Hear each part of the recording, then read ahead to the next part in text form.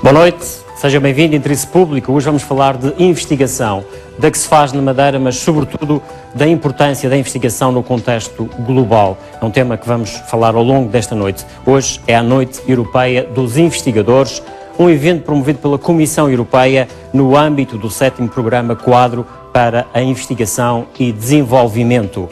De que forma a investigação científica vai mudar a nossa vida nos próximos anos? Como será a vida em 2020?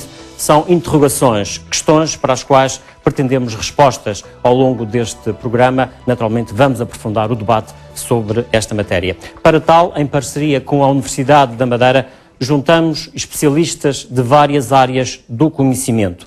São pessoas que estão aqui na plateia e também aqui no painel principal temos 4 cientistas que desenvolvem o seu trabalho na Universidade da Madeira em áreas da ciência e da tecnologia consideradas de ponta. São então os nossos principais convidados: Eduardo Fermé, Filosofia e Inteligência Artificial; João Rodrigues, Nanotecnologia; António Breme, Genética Humana;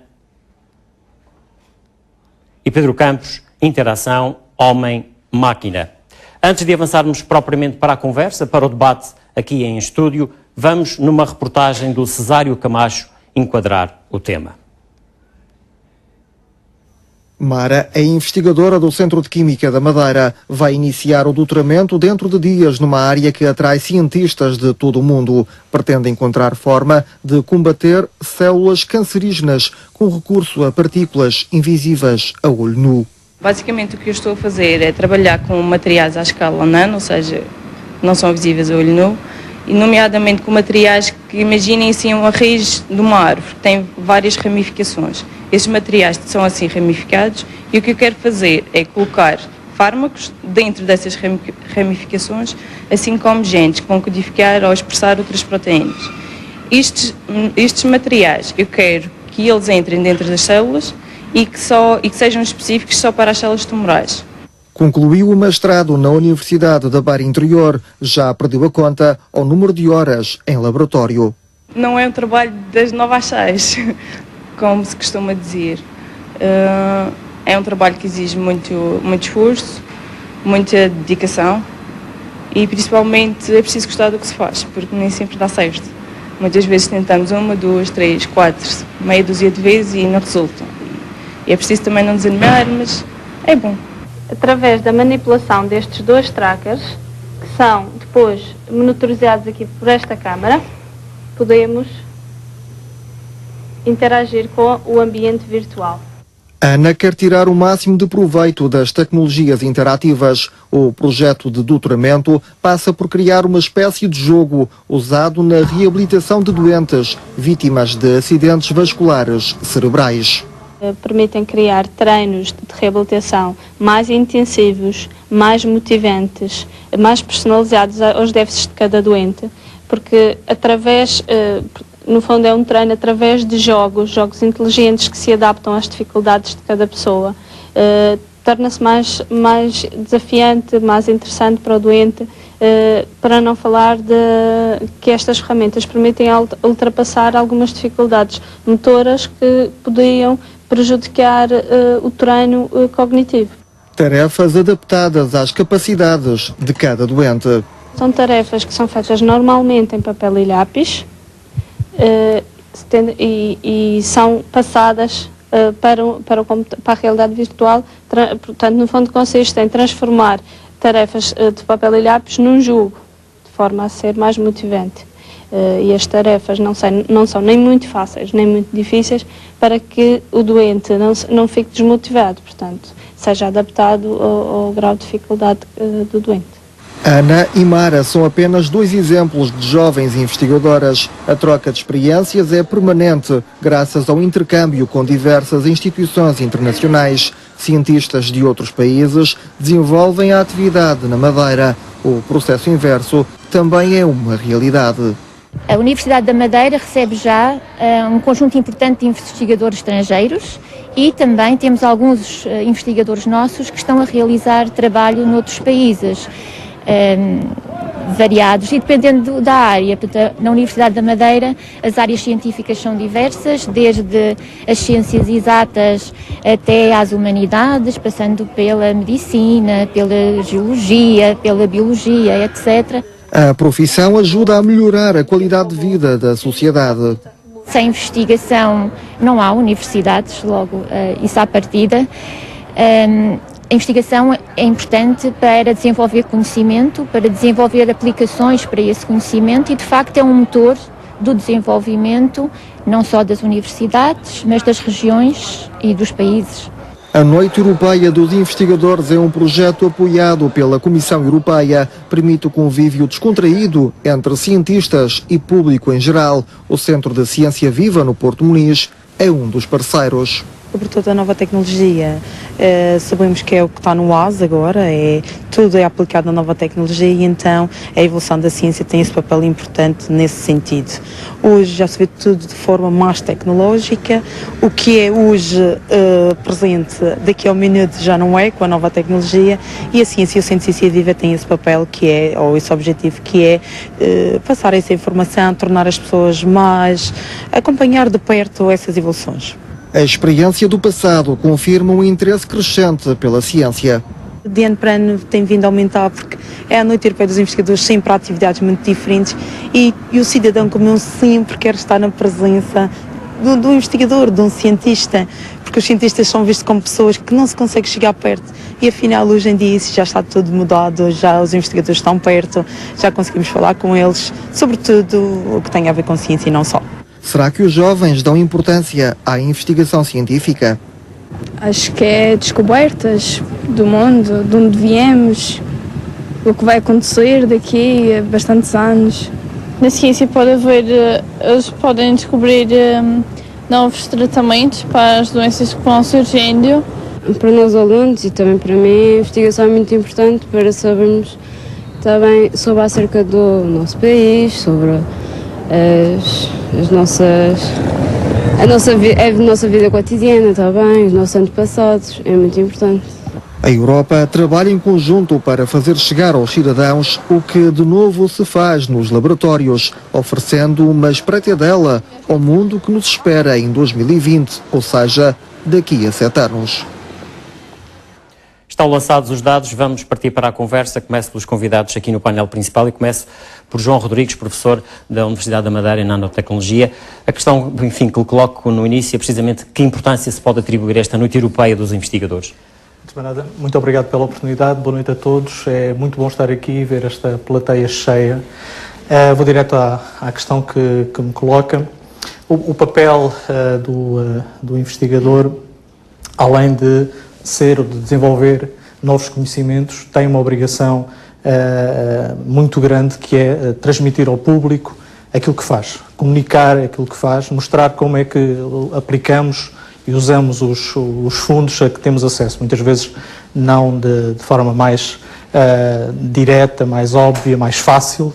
As pessoas julgam que o dinheiro vem ter connosco, não vem, nós temos que ir de facto à procura dele.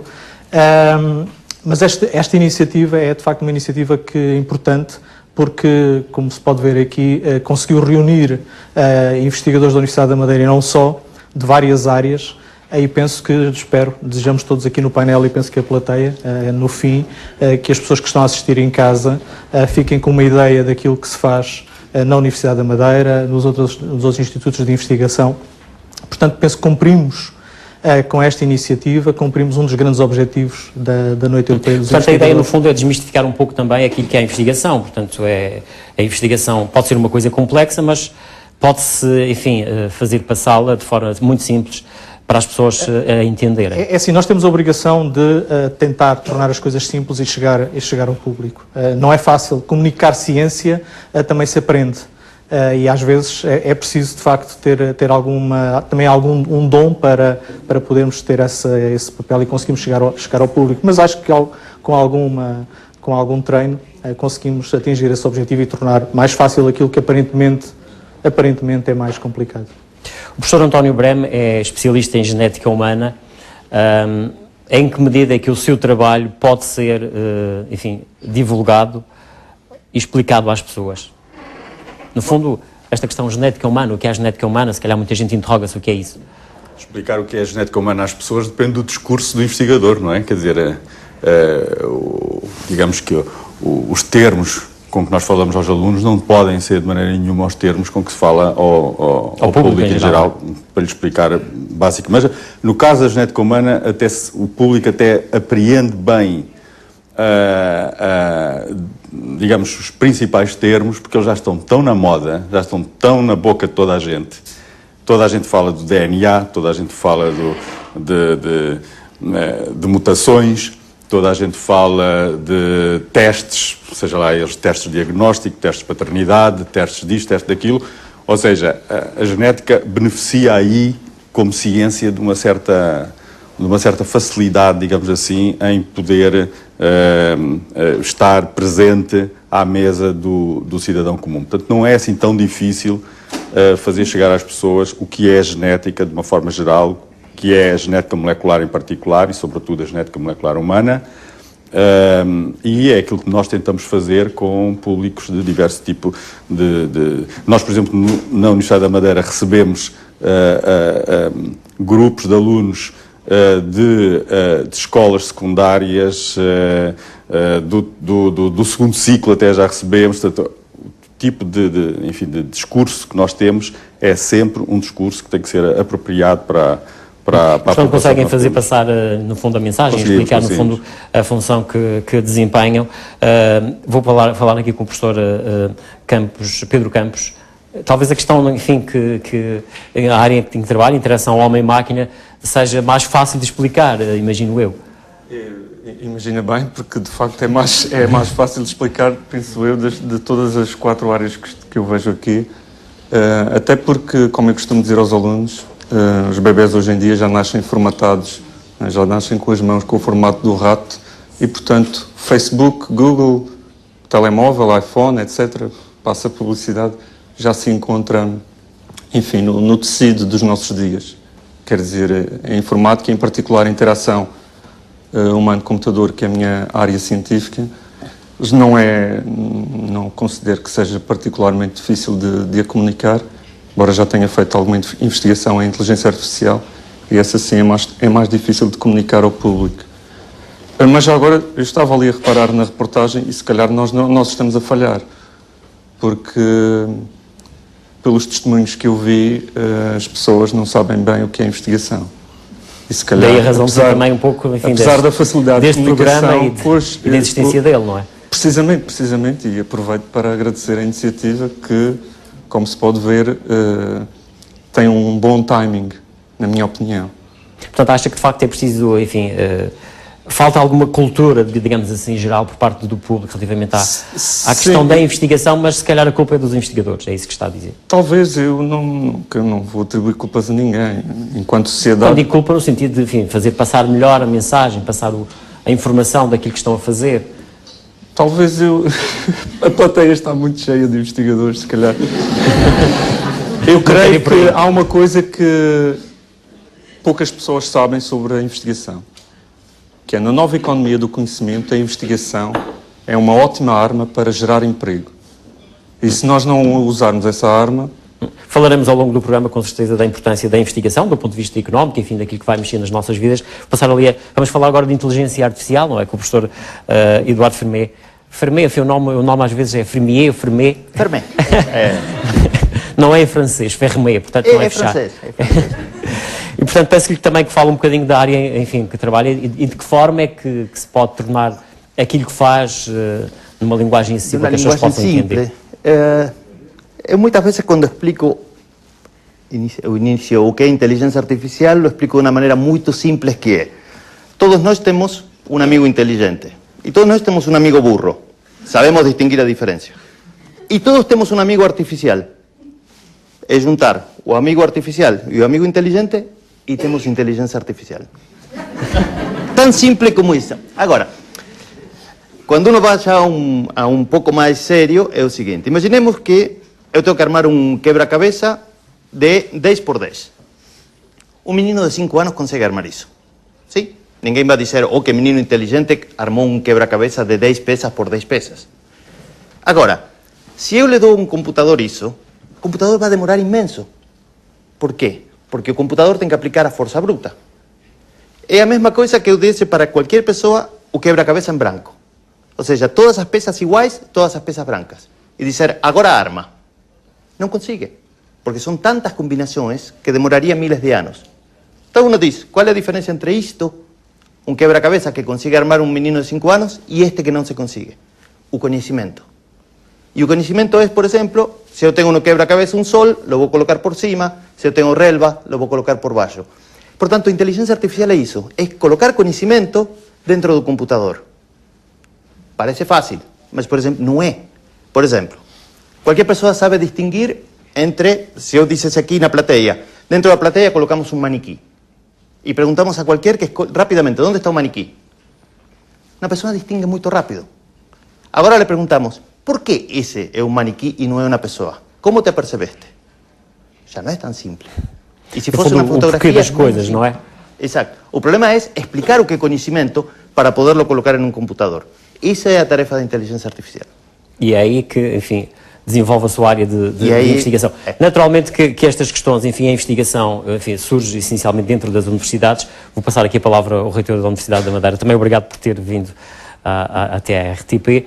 E naturalmente que fica satisfeito, imagino eu, com a sua universidade, com o papel que ela já desempenha em termos da investigação que faz e do trabalho que produz. Professor José do Carmo. Sim, a investigação que a Universidade faz, acho que já é conhecida pela sociedade madeirense em geral. Portanto, não só a implantação neste momento da universidade, a vários níveis. E a investigação científica, há também o desenvolvimento cultural, portanto, há um conjunto de áreas ligadas onde o papel da Universidade da Madeira, penso que hoje em dia está perfeitamente enraizado. Hoje em dia penso que a população madeirense gosta da universidade, sente que ela é importante para o seu desenvolvimento e em particular, portanto, como disse a minha colega Helena Tomás, não há universidade sem investigação. Portanto, o ensinar é uma das formas de comunicar. Quando a pessoa fala em investigar, tem que comunicar. O mais difícil é comunicar para o grande público. É preciso saber muito e treinar isto aqui que parece que é de improviso. Para se investigar, naturalmente que é preciso se investir muito, não é? Tem. Para se investigar é preciso também investir muito. Mas a investigação também, enfim, representa ao mesmo tempo também uma boa fonte de receita, eventualmente. Sim. Mas precisa de se afirmar, não é? A informação do ponto de vista da universidade, a investigação e de qualquer instituição do ensino superior, a investigação é uma fonte também de receita, mas também exige muito investimento. Portanto, há uma fase em que a universidade tem que ter, portanto, e tem que trabalhar para isso, tem que ter capacidade para financiar projetos, uma parte que tem que ser financiada e depois normalmente é ressarcida. Portanto, a investigação é preciso dinheiro para financiar a investigação e a investigação gera dinheiro, portanto isto acaba por ser O trabalho que se faz aqui na Universidade da Madeira, ao nível da investigação, em que patamar é que coloca a sua universidade, enfim, digamos assim, numa espécie de ranking das universidades portuguesas? Vamos lá ver, não me faz sentido. Está a posição é mais simples, ver por áreas, não faz sentido que colocar a Universidade da Madeira em termos de um ranking, quando tens de comparar em termos de percentagem, por exemplo, o número de docentes. A Universidade da Madeira tem 210 docentes, pelo menos. Qualquer universidade do país tem o dobro dos docentes. Portanto, não podemos comparar em termos de ranking, tínhamos de fazer uma percentagem de publicações. Eu penso que vai variar muito com as áreas. Quando coloca esta questão, enfim, até para a Universidade da Madeira, relativamente jovem, para percebermos um pouco também a sua evolução e o caminho que tem seguido ao longo destes anos. O que eu penso é que a evolução tem sido fantástica. Portanto, basta comparar, é mais simples comparar a Universidade da Madeira agora com o que era. Portanto, nós temos 25 anos, de facto os primeiros 8 anos foram de instalação, portanto tem 16 anos, 17 anos, e não há nenhuma comparação com o que era e com o que é hoje. Agora, em termos de comparação com as outras universidades, é muito difícil. Portanto, penso que terá que ser por áreas, terá que ser feito sempre em percentagem do número de investigadores que temos.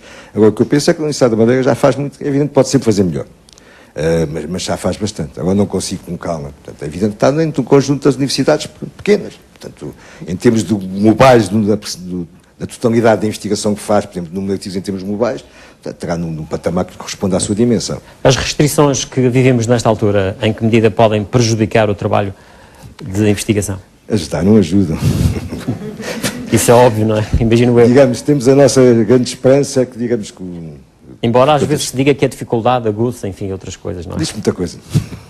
Mas há uma parte, portanto, uma grande esperança que, digamos, que os fundos europeus que se prevêem para 2014, 2020, portanto, que sejam alavancados muito para fazer mais investigação e menos infraestruturas. Portanto, é neste momento o que está na calha. Isso, a ser verdade e a cumprir-se o que está previsto, poderá dar um grande salto. A esse nível poderá ser muito bom. Portanto, a esse nível, se cumprir uma parte apenas do que está planeado para 2014-2020, corresponderá a um salto quer na universidade, quer na região, enorme. Vamos esperar que sim. E vamos avançar no programa e falar, enfim, professor João Rodrigues, relativamente à importância da investigação e das transformações, enfim, que poderão surgir. Um dos lemas do programa é precisamente as questões, como será, enfim, a nossa vida, digamos assim, em 2020. O que é que um investigador pode, a esta distância, pode perspectivar? Vamos lá ver.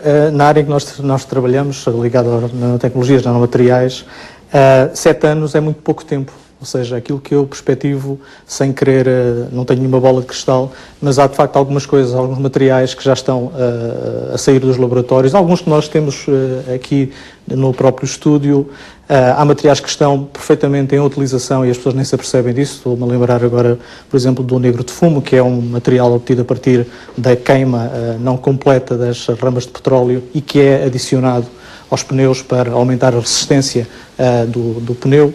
Estou-me a lembrar também, por exemplo, do dióxido de titânio, nanopartículas de dióxido de titânio que aparecem em cosméticos, aparecem em protetores solares e que são produzidos em toneladas. Isso são os materiais, digamos assim, que estão hoje perfeitamente instalados no mercado e que cobrem diferentes áreas, vão desde a parte da energia, a indústria dos automóveis, etc. E depois temos outros que, de facto, em 7 anos, provavelmente não entrarão ainda no mercado, mas que 10 anos provavelmente poderão aparecer. Portanto, o trabalho da investigação é um trabalho de paciência, digamos assim, de persistência, eventualmente. É um trabalho que exige conhecimento. Eu estava a ouvir o Sr. Reitor relativamente à pergunta que coloca. É preciso ter em conta que a Universidade tem 25 anos. É muito nova. Exatamente. Estamos a competir com universidades que têm uma tradição e um investimento muito grande. E formaram gente, produziram conhecimento, portanto é normal que o output o retorno, digamos assim, desse investimento se faça e tenha mais visibilidade. De qualquer maneira, aquilo que nós estamos a fazer na Universidade da Madeira, e posso falar em termos gerais, é algo que para uma instituição que tem 25 anos, que está localizada numa região periférica, longe dos grandes centros, naturalmente que eu acho que é muito importante e tem muito retorno já. É um trabalho, é uma luta constante, é uma luta para fazermos o nosso trabalho, que é investigar, produzir novo conhecimento, manter o nível de financiamento, e depois colocar cá fora o conhecimento, porque a nós não nos interessa que o conhecimento fique apenas nos artigos que escrevemos, e apenas dentro dos laboratórios. Não nos cingimos naturalmente, enfim, à ilha, não é? Portanto, à região. O conhecimento é, sim, a maior parte, que é global. A maior parte de nós tem essa perspectiva, que é trabalhar na região, para a região, mas olhando sempre para fora da região. Aliás, eu penso que um grande retorno que a Universidade traz à região é exatamente esta forma de produzir trabalho, olhar as coisas para fora da região. Quando nós vamos a um congresso, é o nome da Madeira que levamos. Quando os artigos são publicados, é o nome da região que sai. E, portanto, isso traz um retorno, penso eu, um retorno importante. Para além de também servir e ancorar muito financiamento. Financiamento que não ficaria na região, que não viria para a região, se não houvesse uma universidade, se não houvesse investigadores na universidade e fora dela, preparados para concorrer a esses fundos. E penso que aí a sociedade ainda não percebeu a importância que a investigação tem para a região. De facto, nós temos cá, o facto de termos cá centros de investigação e institutos de investigação são não só um polo de desenvolvimento económico da região, mas atraem também dinheiro para a região. Talvez não percebeu, porque se calhar o tal trabalho, enfim, falávamos há pouco da tal comunicação, divulgar o que fazem, não é? E ainda esta semana, enfim, demos aqui conta de uma notícia de, enfim, que a Universidade está a trabalhar num projeto que vai ajudar na investigação, precisamente, do cancro da mama. Sim. E também do pulmão. Enfim, se calhar são estas notícias, digamos assim, enfim, da forma como elas surgem, relacionadas com a Universidade da Madeira e o trabalho que fazem, que ajudam a se perceber melhor o vosso trabalho. Com certeza, e tem que ser um trabalho contínuo. Eu penso que a Universidade também mudou muito a esse nível da promoção, e eu falo a nível do centro.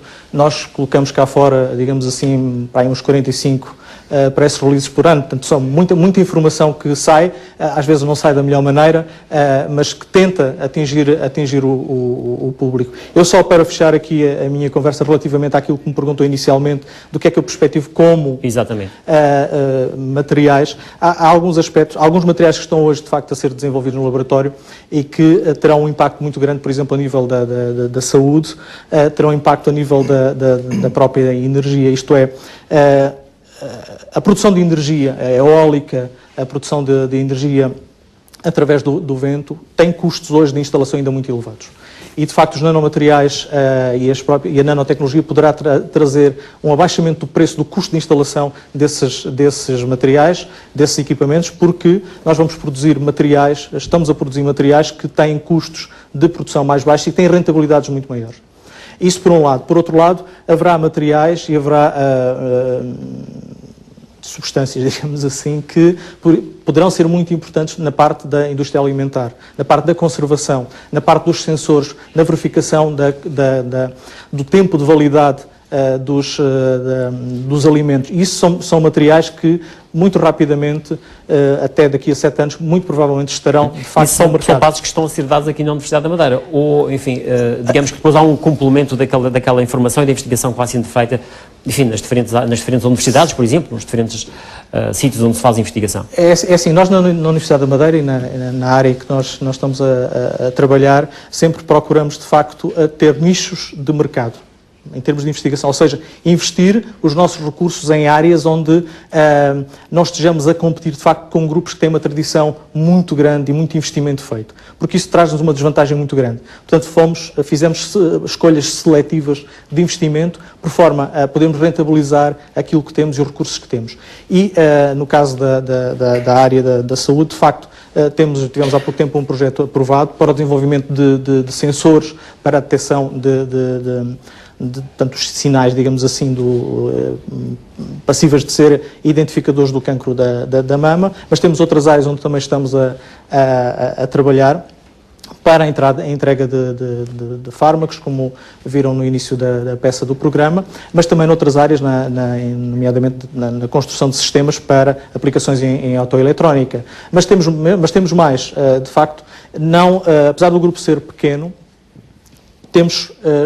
escolhemos sempre áreas de grande impacto, mas onde possamos, de facto, ser bastante inovadores. E para uma estrutura como a nossa pequena, eu acho que é extremamente importante sabermos fazer as opções para podermos tirar o maior partido e a maior rentabilidade dos investimentos que são feitos na universidade e no nosso centro de investigação. Vou perguntar aqui ao professor Pedro Campos relativamente à interação homem-máquina, enfim, que é a sua área. Que inovações científicas é que estarão aí, enfim, a caminho até 2020 nestas áreas? É possível perspectivá-las?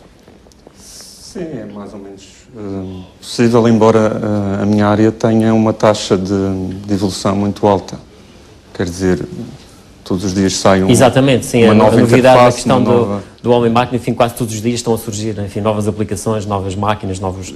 Enfim, sim, mas essas eventualmente serão resultado de investigação, enfim, que já foi feita com algum tempo, eventualmente. Sim, demora algum tempo. Por exemplo, o rato, como dispositivo de interação que nós todos usamos no nosso dia-a-dia, levou 20 anos, desde a invenção em laboratório até a comercialização. Até se banalizar, digamos assim. Sim, até se banalizar. E com o multitoque, isso não aconteceu tão lentamente. Foi mais rápido. Embora as primeiras superfícies multitoque fossem muito grandes, e essas ainda não se massificaram, a não ser às vezes nas eleições, na televisão, que às vezes se vê. Não sei se domingo vão ter algum painel desses, mas com os telemóveis isso passou enfim, a ser mainstream, como costumamos dizer. Outras evoluções que se perspectivam. Bom, vimos ali a interação, novos dispositivos de interação para reabilitação motora.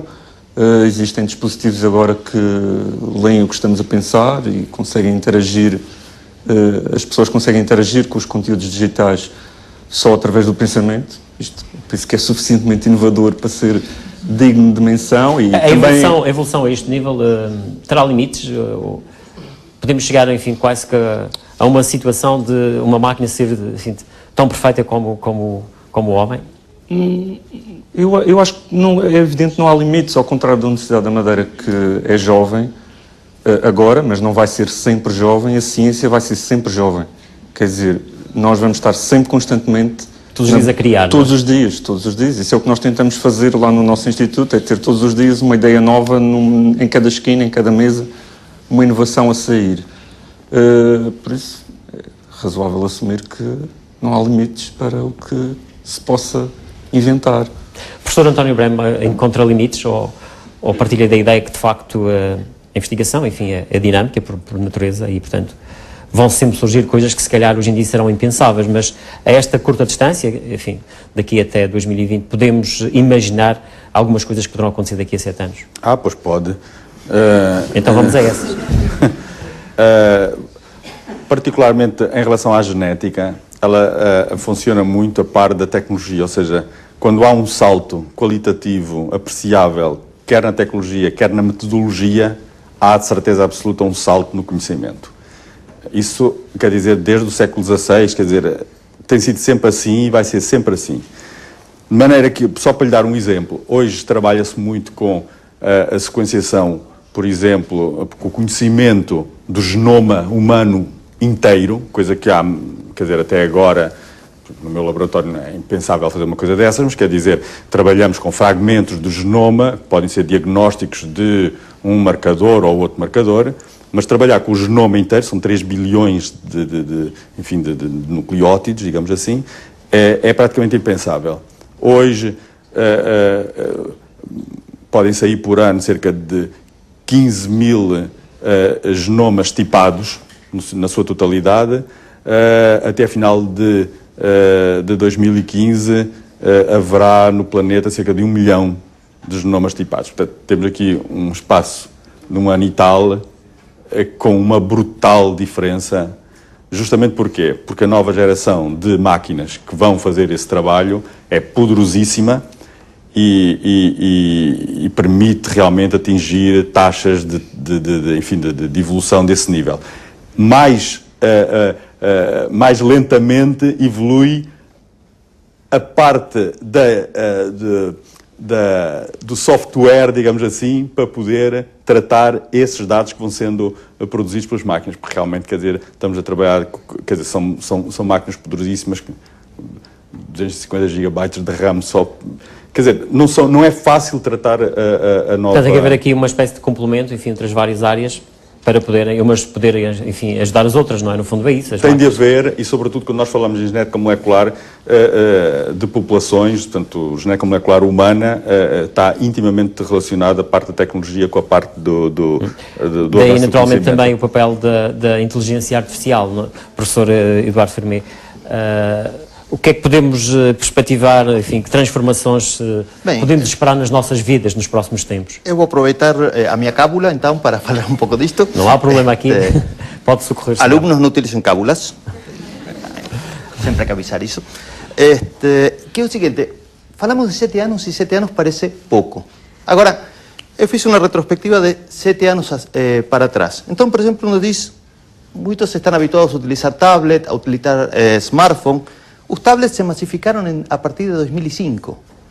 Os smartphones a partir de 2007.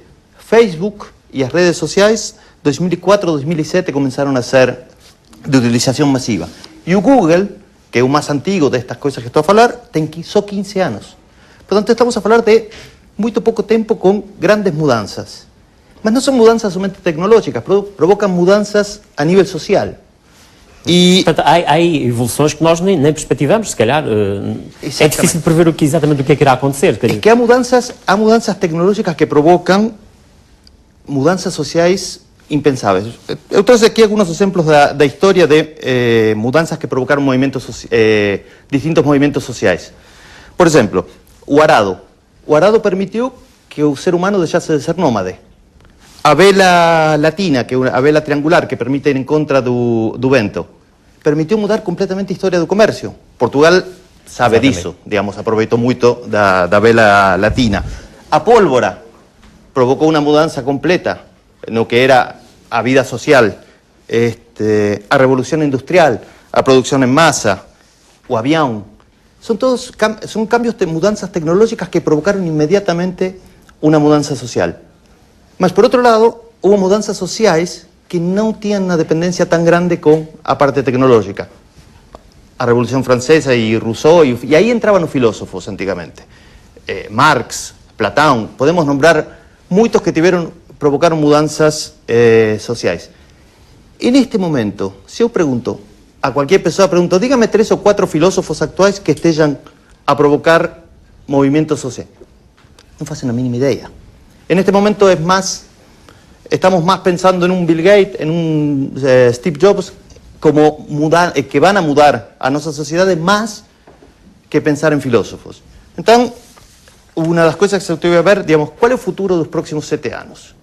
Uma das coisas que as pessoas estão a provocar, etc., é queremos a ultramobilidade e a ultraconectividade. Queremos estar todo o tempo conectados.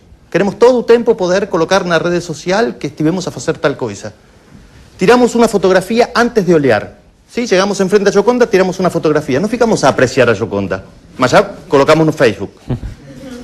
Então, há uma mudança... Quer dizer, também essa evolução, enfim, e as possibilidades que, enfim, que as tecnologias nos possibilitam, muitas vezes poderá ter um efeito quase perverso relativamente a isso que acaba de referir. Por exemplo, da minha geração... deixamos de contemplar as coisas para... Quando nós assistíamos ao filme, ou leíamos o livro de Big Brother, que falávamos do Big Brother, ¿sí? O sea, os livros de Orwell, e ficávamos uma sociedade onde todo está controlado, onde todos nos ven, onde todo está filmado. Hoy en día nós levamos aquí un telemóvil que va diciendo Eduardo Fermé está na RTP Madeira. Y todo el mundo ya sabe, mi mamá que está en Argentina dice, oye, olha onde está meu filho. Temos un Big Brother voluntario. E isso é uma mudança social. É possível prever daqui a 7 anos como serão, por exemplo, os telemóveis? É possível. Há uma coisa que, en este momento, por exemplo, há ferias internacionais que estão já a falar, por exemplo, já estão a sair os relógios que van a... En principio también ya tienen conectividade, ya estamos a falar dos óculos de conectividade. Os próximos 7 anos eu acho que vai ser bastante dominado por a interação humano-computador, e aí é onde aparece um pouco a mistura das diferentes áreas, não? Por exemplo, aqui o meu colega João dizia dos novos materiais que vão a permitir isso. Mas por outro lado, e o colega Pedro falava de quais podiam ser as interações. Em algum momento, a máquina não vai ter suficiente força bruta para poder responder a isso. E isso vai passar, por isso daqui eu digo, os próximos 7 anos é HCI, nos próximos 20 é inteligência artificial e investigação operacional. Por quê? Porque trabalham sobre reduzir o tempo de processo dos programas.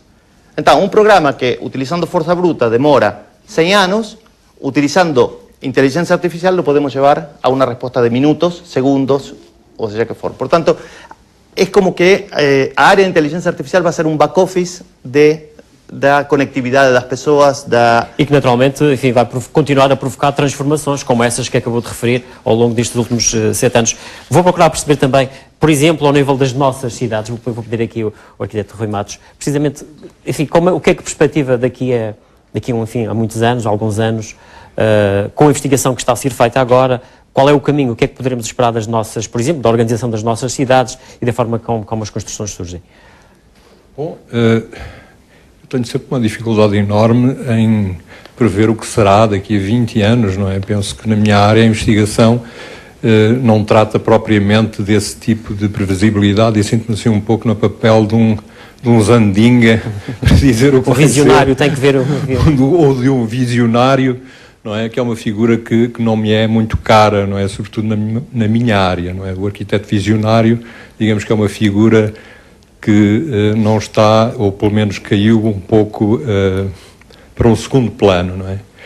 Mas se me pergunta o que eu gostaria de ver, e aí eu talvez possa responder-lhe, gostaria de ver uma cidade de facto mais consentânea, digamos assim, com as nossas necessidades. E, sobretudo, se falarmos aqui do nosso Funchal, que é a cidade onde vivemos, e, no fundo, é sobre o Funchal, portanto, Madeira e Canárias, que a minha investigação incide, sobre o passado. Portanto, eu penso que o conhecimento do passado é importante para se queremos saber para onde vamos, não é? Temos que saber de onde viemos, não é? Penso que esse futuro poderia ter um pouco mais a ver ou estar um pouco mais conectado com esse passado, não é? E porquê é que eu digo isso? Porque provavelmente nos últimos anos, no último meio século talvez, assistimos, digamos assim, a uma evolução negativa na paisagem, não é? Houve coisas que sucederam que talvez não devessem ter sucedido. E, portanto, o passado tem lições importantes com o qual nós já fomos podemos chamados aprender. a atenção, não é? Portanto, agora, se calhar, resta saber se a lição está aprendida, não é? Pois, resta saber se a lição está aprendida e é preciso, sobretudo, terem atenção que esse conhecimento desse passado não é vão, não é? Traz-nos lições que nós podemos aplicar hoje, não é?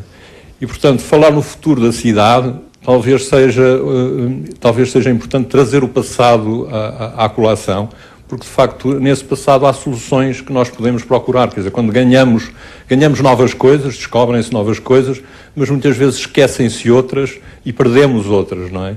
Portanto, digamos que eu não consigo prever o que será uma cidade daqui a 20 anos. Consigo dizer-lhe que a investigação do passado é importante para nós podermos desenhar esse futuro, não é? Era o que eu lhe poderia dizer sobre este tema, não é?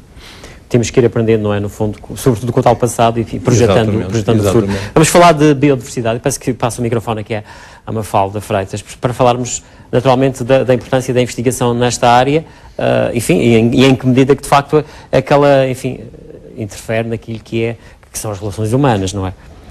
Sim, sem dúvida. Há uma previsão do maior especialista mundial de recursos marinhos, o Daniel Pauly, que em 2050 não vai existir um peixe no mar. Portanto, ele é especialista em modelos matemáticos e fez essa previsão. E, portanto, há uns anos o que temos a nossa área de investigação, portanto, na Estação de Biologia Marinha, em que trabalhamos duas equipas, portanto, nós da Câmara Municipal do Funchal e também a equipa do Centro de Competências de Ciências da Vida, mas na parte da equipa de investigação da Câmara Municipal, já nos últimos 6 anos que andamos realmente à procura de espécies alternativas às que consumimos normalmente. Portanto, a Madeira depende essencialmente de 3 pescarias, toda a gente conhece o peixe-espada preto, os tonídeos, os atuns e a ruama, portanto, o chicharro e a cavala, e nos últimos anos, portanto, nesta parte tem-se assistido a um decréscimo. E, portanto, das nossas áreas de investigação realmente tem sido a procura por espécies alternativas. E esse decréscimo, enfim, estamos a falar aqui de investigação, por um lado a investigação eventualmente permite que haja, se calhar, capturas, enfim, com outra dimensão ou outros níveis noutras áreas, que vão prejudicar, pois a questão aqui é perceber-se até que ponto é que de facto deve haver aqui uma compatibilidade entre todas as áreas, enfim, na tal defesa da biodiversidade, naturalmente. Sim, aqui na Madeira existem muitas instituições ligadas ao mar, como eu estava a dizer, a estação é um bom exemplo, que junta no mesmo edifício a Universidade da Madeira com uma equipa de investigadores da Câmara Municipal, mas trabalhamos também, por exemplo, com as pescas, com outras instituições públicas e privadas. E, portanto, realmente, eu posso dizer que nos últimos anos descobrimos mariscos da Madeira, falo da gamba da Madeira, do caranguejo de profundidade, portanto, espécies que possam realmente ter um potencial gastronómico e tudo. Portanto, para além do económico, já estamos numa valorização gastronómica, a trabalhar com a Escola de Hotelaria aqui da Madeira, portanto, com o chefe, para que realmente estas espécies de profundidade possam ser mais atrativas para os consumidores, e tem sido uma linha de ação. Eu também gostava, como não vou ter tempo de explicar tudo o que nós fazemos na Estação de Biologia Marinha, gostava de convidar todos os telespectadores. Amanhã fazemos 14 anos de existência. Temos uma das noites abertas na estação, subordinada ao tema O Cais do Carvão Passado e Presente, com o historiador Paulo Rodrigues da Universidade da Madeira, e, portanto, convidava desde já os telespectadores para, pelas 9 horas, assistirem à palestra e tirem uma visita guiada à estação, onde poderão também conhecer um pouco mais da biodiversidade marinha, uma vez que temos aí as coleções de referência, portanto, coleções de biologia, que desde 1929, data da fundação do Museu de História Natural do Funchal, que sempre recolhemos um exemplar de cada espécie para constituir o património natural da Madeira. Fica então naturalmente esse apelo para quem está lá em casa, e também, imagino, para a plateia, que fica aqui está, que também pode se deslocar, enfim, para acompanhar essas iniciativas. Peço que passe o microfone precisamente ao lado a Miguel Carvalho, que é do Germobanco. O Germobanco, que, enfim, tem um trabalho também muito importante, sobretudo na área da investigação e da preservação. Sim, eu no banco de germoplasma, Isoplex Germobanco, portanto a nossa função essencialmente tem sido uma de recolher os recursos genéticos da região, nomeadamente ao nível daquele que é produzido ou que foi produzido pelo homem, criado pelo homem. Mas a nossa função não se tem direcionado única e exclusivamente para a conservação. Nós temos também trabalhado muito na área da valorização e avaliação e valorização desses recursos. Só para situar a questão, hoje deu nas notícias que nos próximos anos vai aumentar a temperatura em média 4 graus.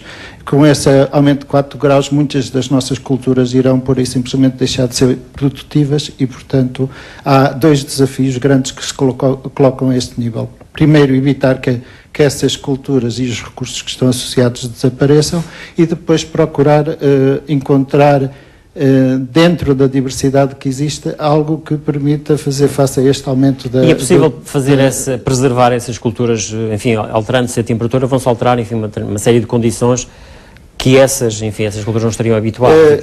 Sem dúvida, mas, por exemplo, a madeira, uma das vantagens que tem é que tem muitas espécies que foram trazidas de pontos muito distintos do globo e que se adaptaram a uma grande diversidade de condições que vão desde o temperado até ao subtropical, portanto encontraram formas de se adaptar e é essencialmente aí que nós trabalhamos. Por exemplo, nós temos neste momento um projeto que estamos a trabalhar com grupos do outro lado do globo terrestre, nomeadamente na Malásia, em que nós estamos a fazer o melhoramento, a seleção e melhoramento de inhame para fazer face à seca. Porque precisamente na madeira existe variedades e que têm alguma capacidade para esse tipo de resistência. E na madeira, porque havia muitas espécies rústicas, há uma diversidade de respostas, quer a fatores biológicos, quer a fatores físicos, muito grande dentro das espécies que nos permite embradar por esse tipo de investigação. Muito obrigado, e para perceber um pouco, enfim, o trabalho que é feito a esse nível, vou pedir que o microfone seja direcionado até o Leonel Nóbrega, lá ao fundo, exatamente para falarmos um bocadinho, enfim, da área informática, enfim, que é a área que se calhar, enfim, depois está ligada a todas as áreas da investigação. Hoje em dia, inevitavelmente, a informática está ligada a tudo. Sim, sem dúvida. Acho que há bem pouca investigação que pode ser feita sem o recurso à informática, mas acho que hoje em dia a nossa civilização não conseguiria sobreviver se não fosse a informática, se não fossem os computadores. Eu tenho uma opinião diferente em relação àquilo que disse o meu colega Pedro Campos, que das crianças já nascerem com a mão prontas a agarrarem o rato. A minha filha, que tem 5 anos, já está a dedo esticado para tocar no ecrã. Portanto, já está a prescindir do rato. Já mudou completamente. E realmente a informática... De facto, a evolução poderá ser, é uma das evoluções, de facto, hoje em dia muitos equipamentos já nem utilizam o rato. Exato. A própria interação está constantemente a mudar. O grande problema, muitas vezes, acho eu, é que a realidade não passa a ser aquilo que os sistemas permitem ou não. Portanto, muitas vezes os informáticos esquecem-se dos utilizadores, esquecem-se daquilo que é, para que é que deve ser utilizado esta ferramenta, e tentam, de certa forma, impor que aquilo que é a realidade deixa de ser ela própria, passa a ser aquilo que o sistema suporta ou não. Mas, sem dúvida, que, de uma maneira geral, não é uma ferramenta que nenhum de nós pode prescindir na sua investigação, e ela própria... Consegue perspectivar o que é que poderá acontecer nos próximos 7 anos nesta área? Eu acho que, acima de tudo, ao nível da informática, para além das evoluções em áreas específicas como a inteligência artificial e outras, a questão de adequar ou aproximar a informática, os computadores dos humanos, será um aspecto que tem que ser cada vez mais bem trabalhado, e a informática ser levada ao ser orientada mais a resolver os problemas e não a criar outros problemas. Portanto, acho que, acima de tudo, aquilo que tem que ser feito é muito nesse sentido, de trabalhar um pouco as metodologias, trabalhar as abordagens, ou desinvestigar e desenvolver trabalho na área da forma como os sistemas devem de ser construídos, penso eu. António Brem, a investigação, digamos que é uma sucessão de passos, ou seja, muito daquilo que eventualmente os senhores, enfim, no caso concreto na sua área, aquilo que estão a fazer agora poderá não dar frutos agora, poderá só dar frutos daqui a muitos anos. É um bocadinho isso, enfim, já falámos aqui em algumas, enfim, investigações feitas e alguns estudos e algumas novidades que surgiram há muitos anos, mas que só agora, recentemente, é que sofreram evoluções que podem, sim, torná-las com um sentido mais prático para a sociedade dos dias de hoje. É um pouco isso, o trabalho do investigador também, não projetar um bocadinho mais além. É um trabalho árduo e que normalmente é feito de mais drawbacks, de insucessos, digamos assim, do que os sucessos que depois normalmente são refletidos nas publicações que se fazem e enfim, nas apresentações nos congressos, nos simpósios e por aí fora. São muitas horas dentro do laboratório, com problemas que podem surgir e que demoram às vezes meses para serem solucionados por uma coisa que ninguém pensou antes. Nós na genética, por exemplo, temos muitas vezes andamos às escuras, porque andamos digamos num limbo desconhecido do genoma, à procura de um marcador para uma doença tal ou para um fenótipo, para uma característica, e que muitas vezes, quer dizer, só vamos encontrar meses depois de trabalho árduo. Portanto, não é uma coisa que se compra ali um kit na farmácia e que se faz. Muitas vezes é um trabalho inglório, não. muitas vezes, se calhar. Ou não chegam a essa conclusão, mesmo não é um mesmo trabalho que não dê os resultados que não é um trabalho inglório, porque alguma conclusão se vai tirar, mas não é um trabalho que, à partida, vai oferecer resultados garantidos. Tenho a impressão que nenhuma investigação oferece-lhe resultados garantidos, quer dizer, julgo eu. Então, nas nossas, que utiliza essencialmente laboratório e não é papel e lápis só, quer dizer, as coisas tornam-se um bocadinho mais complicadas. Mas lá vamos, quer dizer, às vezes demora tempo, mas chega-se lá. Professor João Rodrigues, em que medida é que os investigadores, por exemplo, que trabalham aqui na Madeira, enfim, mas de uma forma global, trocam, enfim, conhecimentos de uns para os outros, enfim? Ou há um bocadinho, às vezes, aquela coisa de cada um trabalhar para si?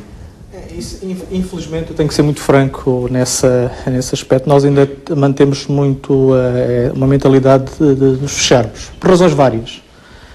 Como volto a referir, o facto de sermos uma universidade nova também não facilita esse aspecto. Por outro lado, o facto de sermos uma universidade pequena deveria permitir criar mais pontos. Mas talvez também o facto da forma como a universidade foi criada talvez não facilite muito isso. Mas é uma situação que ocorre na Universidade da Madeira que tende a desaparecer. Eu penso que o facto de estarmos aqui hoje é um claro sinal de que há possibilidade de fazer pontos e eu acredito que depois de nos ouvirmos aqui sairão com certeza outras oportunidades de diálogo e de construir novos projetos.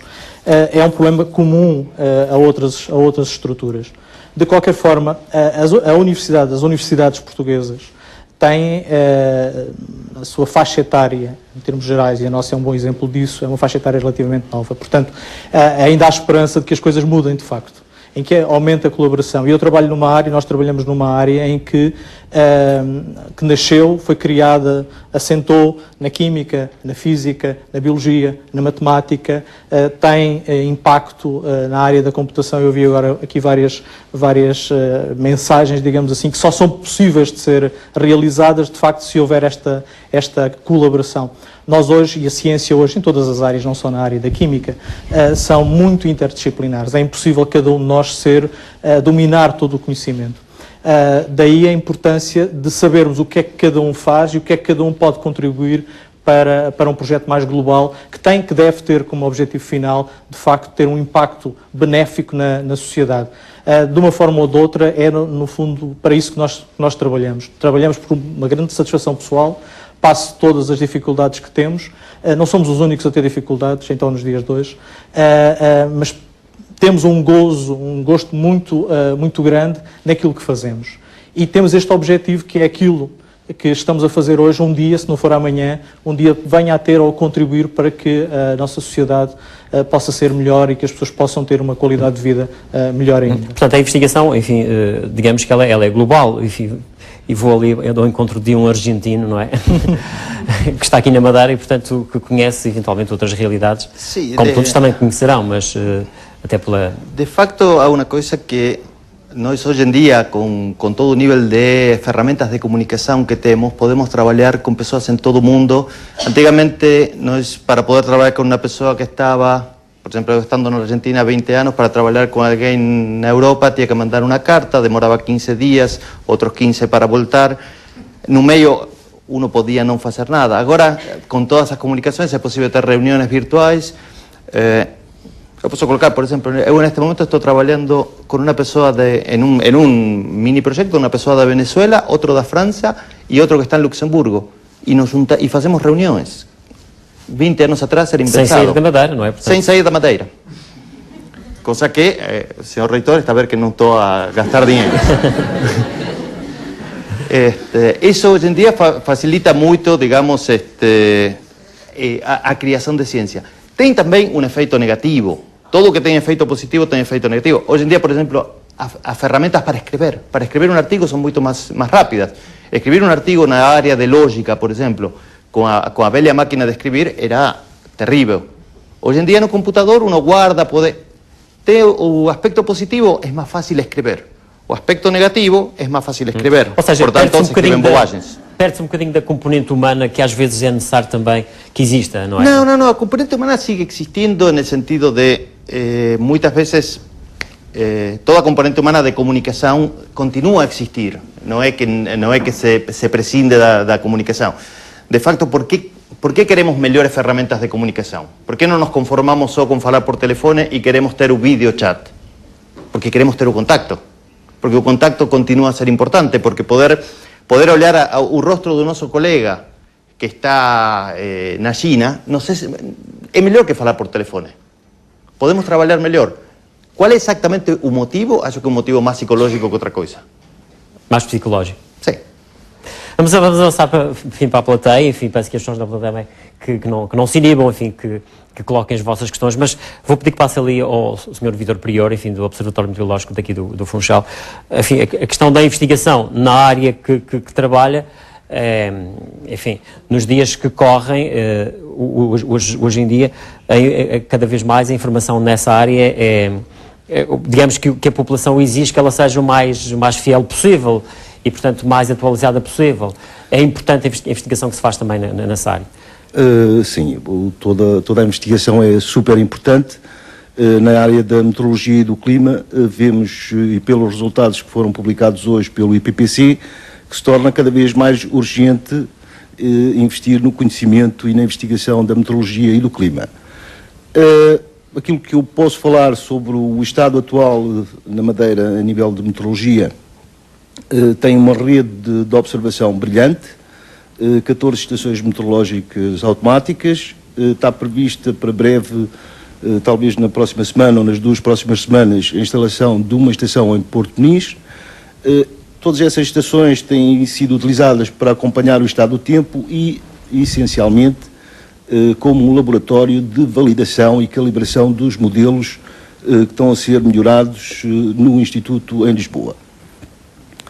No domínio do equipamento e para uma futura melhoria a nível da previsão numérica, está prevista a instalação do radar meteorológico até ao ano 2020, no próximo ano. Nos próximos 7 anos, não é? Não, o radar meteorológico será para breve, mas eu próprio tenho um plano, o Instituto tem um plano, portanto, para a instalação de outros equipamentos aqui na Madeira, nomeadamente uma rede de detectores de trovoada,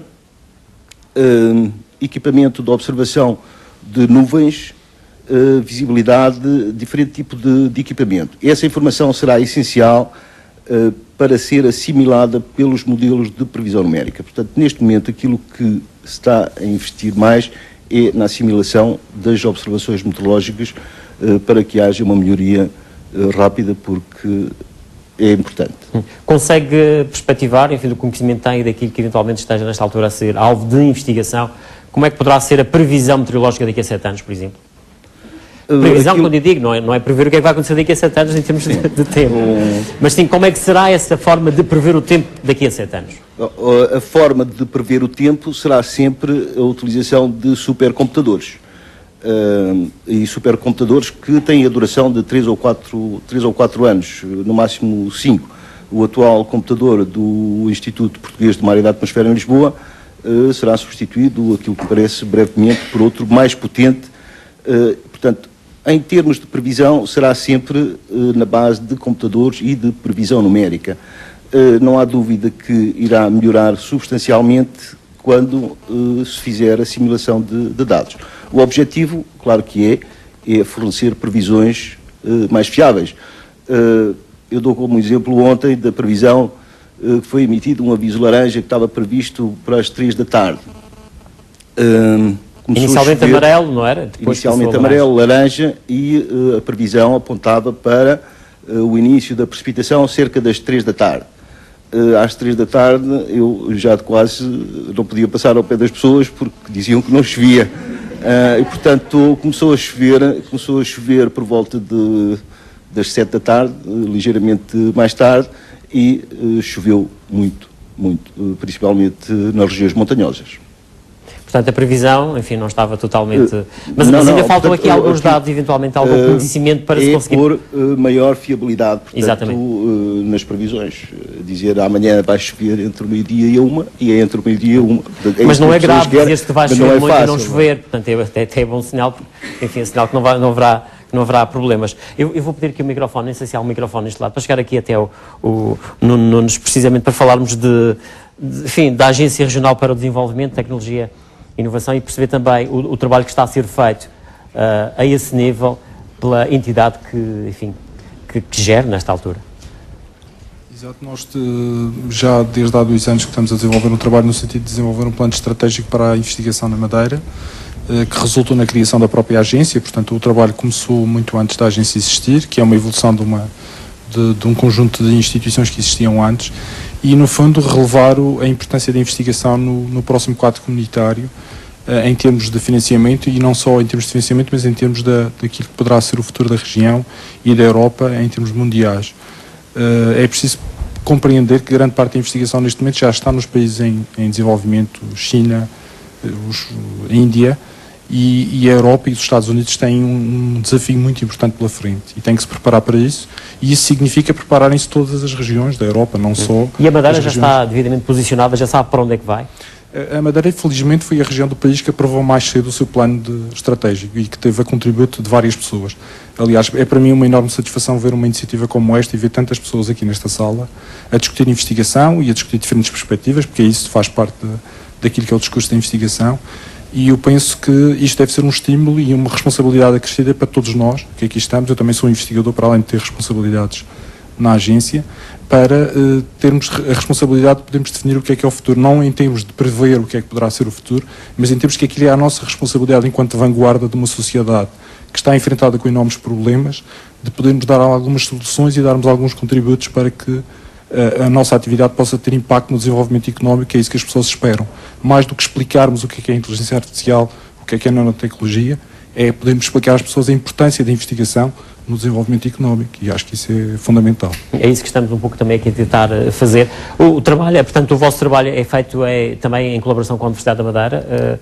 É evidente. Obviamente que em Portugal existe uma enorme dissociação entre aquilo que é a responsabilidade de formação das pessoas, que é um problema estrutural muito grande que nós temos desde o Estado Novo, e que as universidades e muitas instituições de ensino em Portugal procuraram resolver, mas nós estamos num outro desafio neste momento. Não é só a questão da formação das pessoas, que continua a ser uma questão importante, mas é esta questão da investigação, de avançar o conhecimento, de nos podermos projetar e de sermos capazes de competir a nível mundial.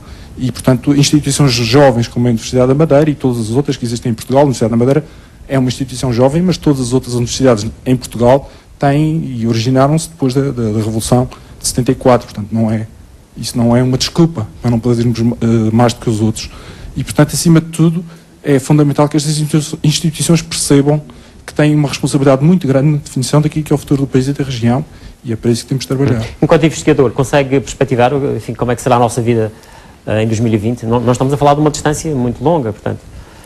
Eu penso que dentro de 7 anos as coisas não vão ser muito diferentes. Eu gostei particularmente do contributo que deu este nosso colega aqui que faz investigação na arquitetura. Eu acho que é muito importante olharmos para o passado para compreendermos o futuro, muito mais do que este clichê de tentar descobrir o que é que vai acontecer nos próximos 3, 4, ou 5 ou 7 anos.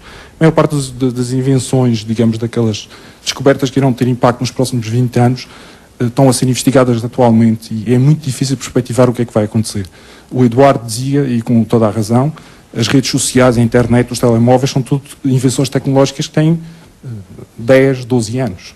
E, portanto, se nós andarmos 15 anos para trás, provavelmente nunca imaginaríamos onde é que estaríamos atualmente.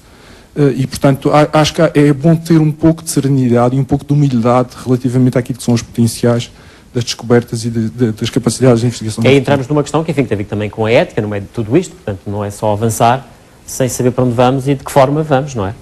Exato, e por exemplo aí o papel da investigação em áreas que provavelmente não estão tanto na fronteira da tecnologia, como por exemplo as humanidades, a cultura, a arquitetura, por isso é que eu dei este exemplo, é fundamental a filosofia, é fundamental para nós termos uma estabilidade social e termos alguma capacidade de podermos projetar o futuro de uma forma mais serena e evitarmos alguns dos fenómenos sociais que estamos a ter agora e que nos estão a mudar a vida e que muitos deles não têm a ver com a tecnologia em si. Tem a ver, infelizmente, provavelmente, com a falta de conhecimento sobre os fenómenos sociais e económicos que estão a ser gerados e que afetam a nossa vida. E, portanto, eu acho que se nós tivéssemos, por exemplo, governos mais preparados, mais informados, se tivéssemos mais informação na sociedade em geral, teríamos provavelmente menos problemas, teríamos as pessoas menos desiludidas com tudo o que lhes está a acontecer. E isso é uma das responsabilidades que nós temos. É não só de comunicar a nossa investigação pessoal, que é muitas vezes muito egocêntrica. Nós somos, por natureza, pessoas egocêntricas, achamos que aquilo que fazemos é muito mais importante que tudo o resto. Mas esquecemos muitas vezes esta responsabilidade social que nós temos, de explicar e de poder contribuir o grande investimento que o país e que muitas vezes a região fez em nós, a financiar os nossos mestrados, as nossas licenciaturas, os nossos doutoramentos, os nossos projetos de investigação, as nossas publicações, tudo isto sair do contributo dos impostos das pessoas todas, não só do nosso mérito científico, e de podermos retribuir para a sociedade, não arranjando desculpas para não podermos ter esse impacto, mas sim temos capacidade de devolver à sociedade aquilo que foi o investimento que foi feito em nós. Muito obrigado. E vamos falar de comunicação. Vou pedir que o microfone chegue até à Diana Pimentel para falar precisamente da área da comunicação, enfim, uma das áreas também de investigação, enquanto professora da Universidade da Madeira nesta área. Consegue perspectivar os próximos 7 anos? Bom, enfim, o primeiro bom sinal para os próximos 7 anos é que estamos todos aqui a comunicar sobre investigação. A área da comunicação parece-me central, sobretudo porque todos nós trabalhamos sobre essa matéria que é comum ao ser humano, a linguagem. E as investigações que têm sido feitas, também, por exemplo, relacionadas com a interação homem-máquina ou as implicações sociais do uso das tecnologias, estão a padecer, parece-me a mim, de um fenómeno que é este. Estão tão aceleradas as mudanças sociais e são tão especializadas as possibilidades e tão excessivas as possibilidades tecnológicas que não há tempo suficiente para a aprendizagem e para a exploração das potencialidades que as novas tecnologias oferecem. Ou seja, não se para pensar, muitas vezes. Não, e parece-me esse o problema. Eu alinho com o arquiteto Rui Campos Matos e com a professora Nuno Nunes na ideia de que esta vertigem de projetar o futuro é, no mínimo, imprudente. Talvez seja importante, acrescento à ideia de compreender o passado, compreender também o presente. Claro que a investigação parte de uma coisa que, independentemente da área, nos parece a todos nós o ponto de partida. A curiosidade, por isso o professor Pedro Campos disse que a investigação será sempre jovem, naturalmente, e parte da colocação de uma hipótese. E se? e, portanto, aponta para um futuro possível. Mas nem sempre esse futuro é controlável, nem sempre esse futuro depende de variáveis que nós conhecemos hoje. E, portanto, é incerto. Há problemas muito delicados, claro, há também implicações muito sérias no ponto de vista das relações humanas, no ponto de vista das relações sociais, ou enfim, do ponto de vista da criação, do ponto de vista da cultura, e a resposta não pode ser tão simplesmente daqui a 7 anos o futuro será o mundo ao contrário. Eu lembro-me de coisas simples que na minha juventude, digamos que há 15 anos, 20 anos não conceberia perguntarem-me num telefonema onde estás. Naturalmente que em casa, que é onde está o telefone. Mas também percebi que este tipo de alterações deixaram de ser questionadas. O Eduardo falou há pouco sobre uma criança, eu vou falar sobre uma outra, também me sinto legitimada para isso, porque a certa altura acho que este é o princípio fundamental para saber comunicar, se não ciência, pelo menos a curiosidade que está na base da ciência. Uma sobrinha minha, com quem eu estava a andar de bicicleta, disse-me um dia: sabes, tia, as bicicletas foram inventadas para substituir os cavalos. Eu não me preocupei muito em saber se é verdade ou não, se alguém souber, depois ajuda-me, num espírito de colaboração interdisciplinar. Mas o que ali estava era um princípio de explicação para a invenção das bicicletas. E essa curiosidade e o facto dela querer exteriorizar essa sua ideia é aquilo que todos nós fazemos. E, no portanto, fundo, é colocar questões e tentar encontrar respostas, não é? Sim, eu queria só fazer uma nota muito, muito breve que tem a ver um bocadinho com esta ideia. Com a ideia de que falámos aqui de áreas de ponta que todos nós usamos cotidianamente.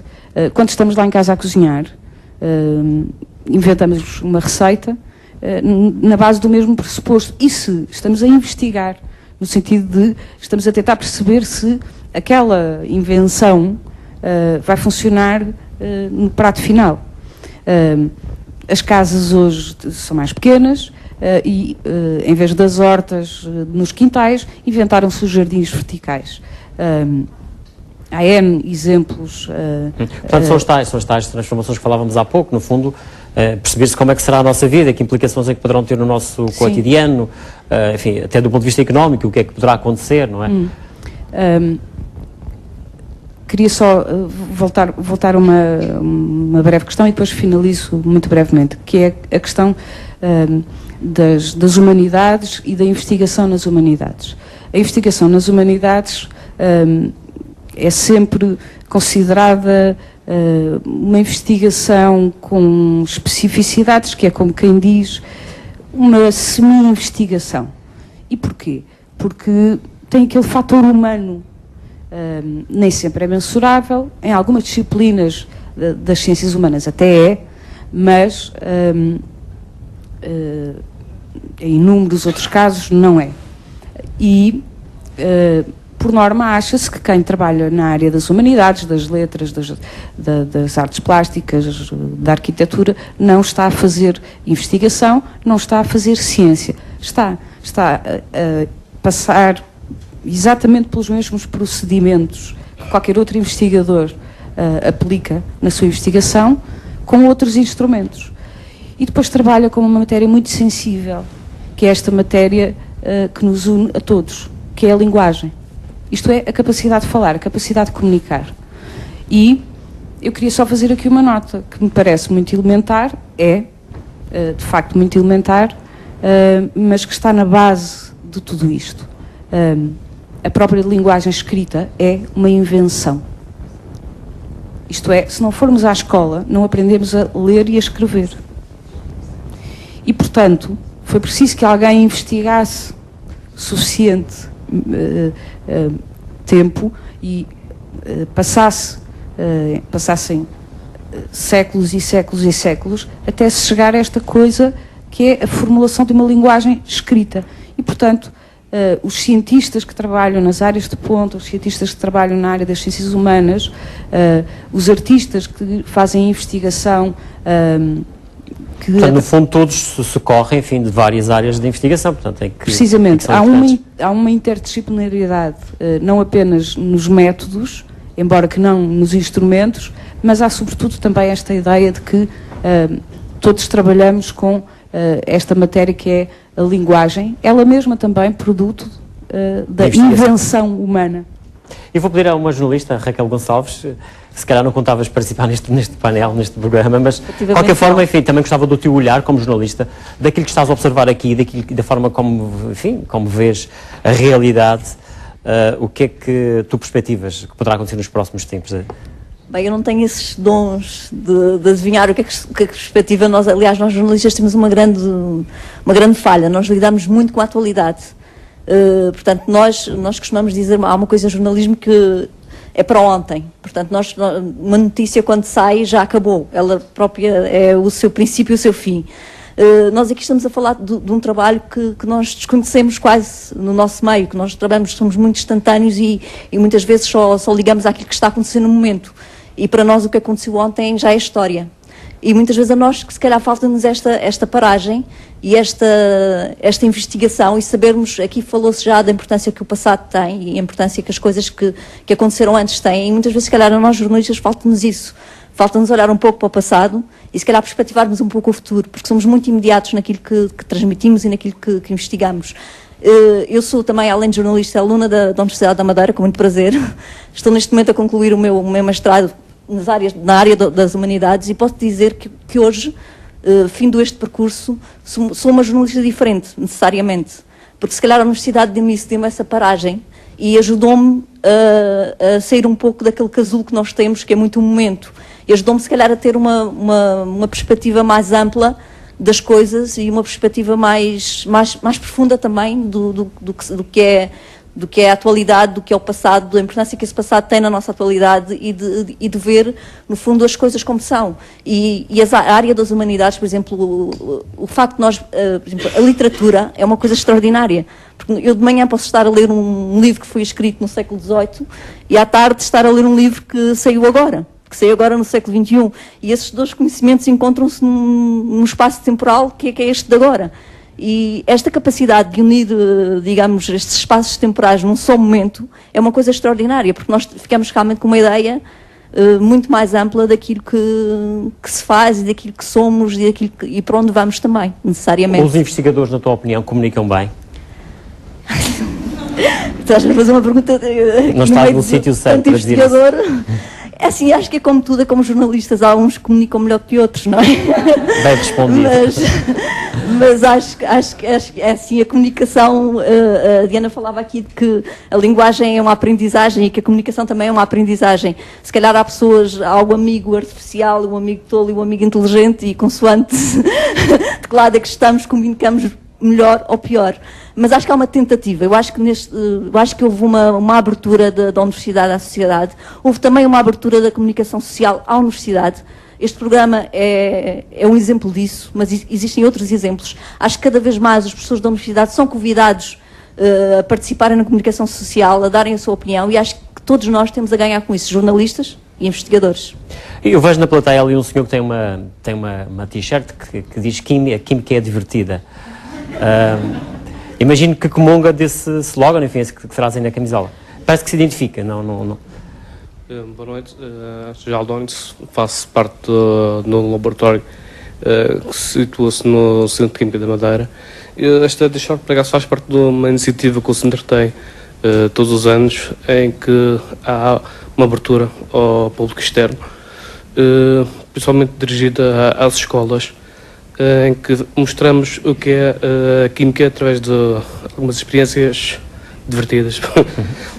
Daí a química divertida. Portanto, no fundo, é desmistificar um pouco, enfim, aquela complexidade que se pode à primeira a interiorizar de que a química é uma coisa muito complexa. Poderá não ser bem assim, não é? E, portanto... Sim, nós mexemos um pouco, uma vez que é mais direcionado para crianças, mexemos um pouco com a imaginação delas e com um aspecto mais mágico da química.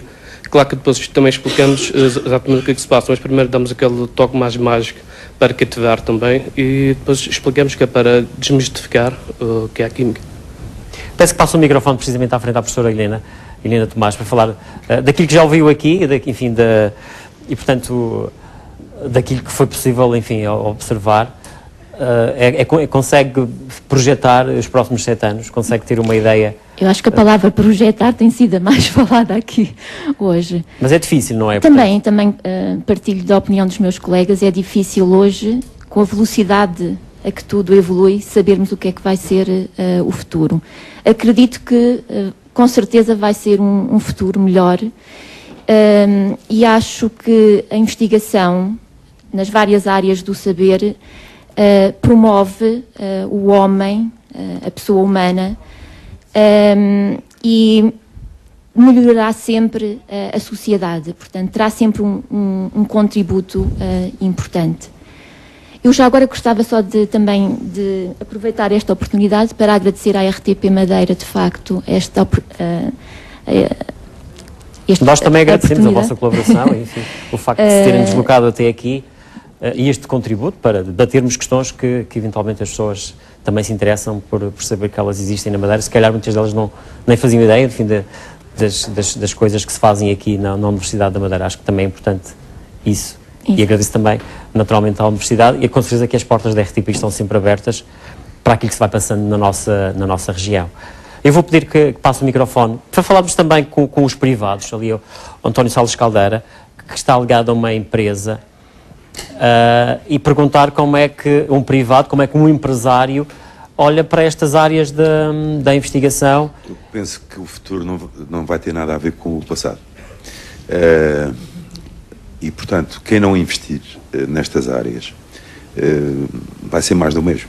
E, portanto, os tempos em que se comprava tudo feito têm tendência a acabar.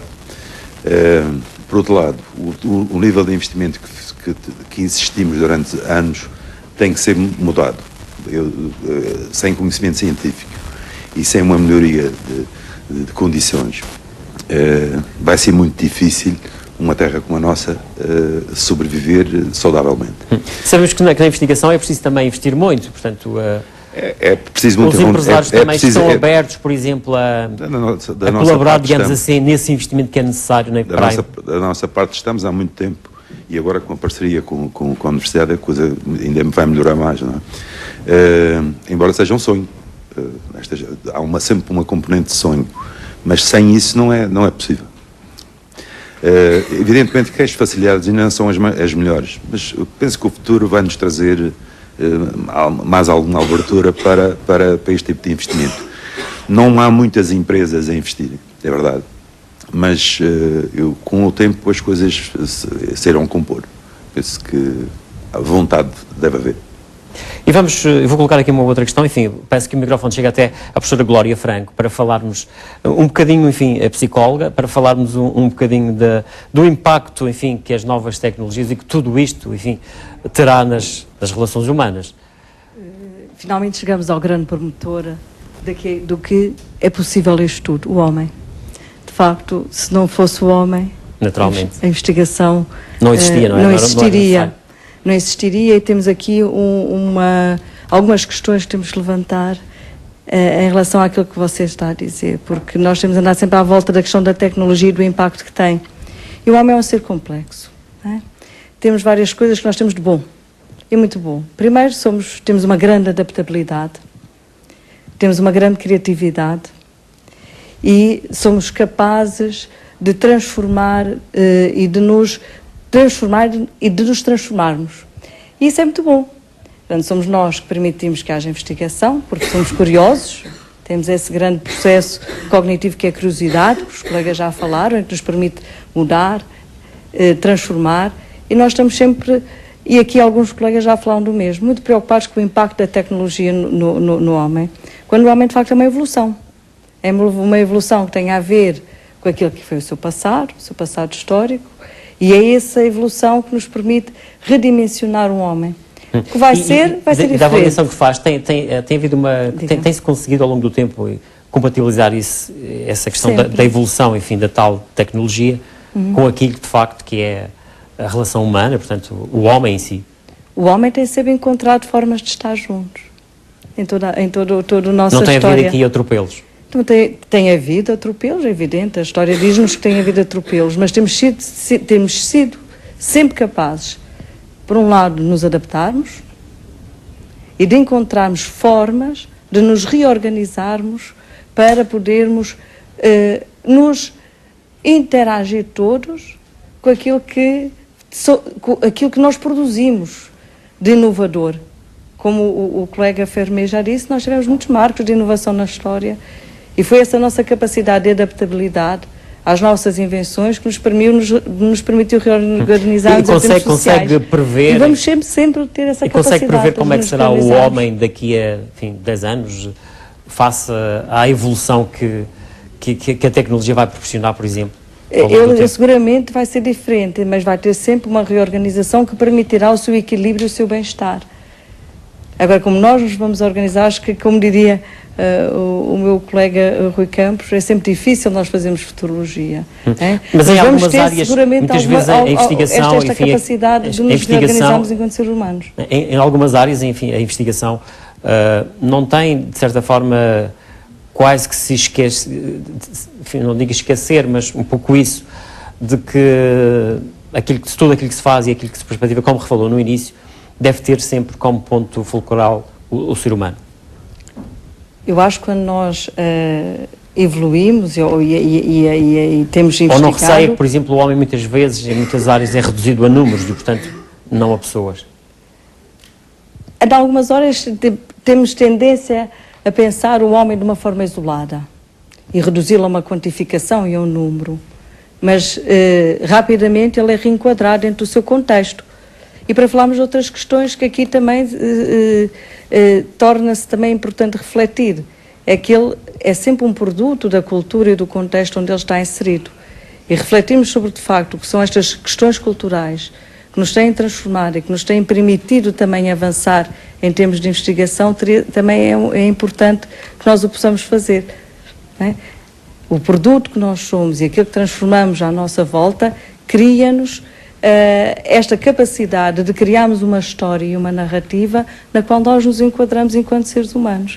E vamos encontrar-nos certamente com coisas do passado que vamos retransformar para podermos sermos melhores seres humanos, que acho que é sempre aquilo que nós procuramos quando investigamos e estamos curiosos por tantas coisas à nossa volta e tentamos transformar e tentamos encontrar mais respostas e tentamos conhecer melhor o que foi o passado, tentamos modificar coisas que nos permitam ter melhor qualidade de vida, melhor qualidade social. Portanto, nós estamos sempre à procura desta questão que é o bem-estar e que vamos perseguir sempre nessa nossa curiosidade infinda de conhecer e de queremos fazer sempre coisas que sejam em proveito daquilo que nós somos.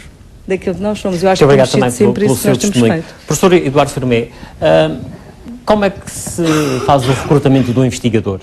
Como se faz o quê? O recrutamento de um investigador. Boa pergunta.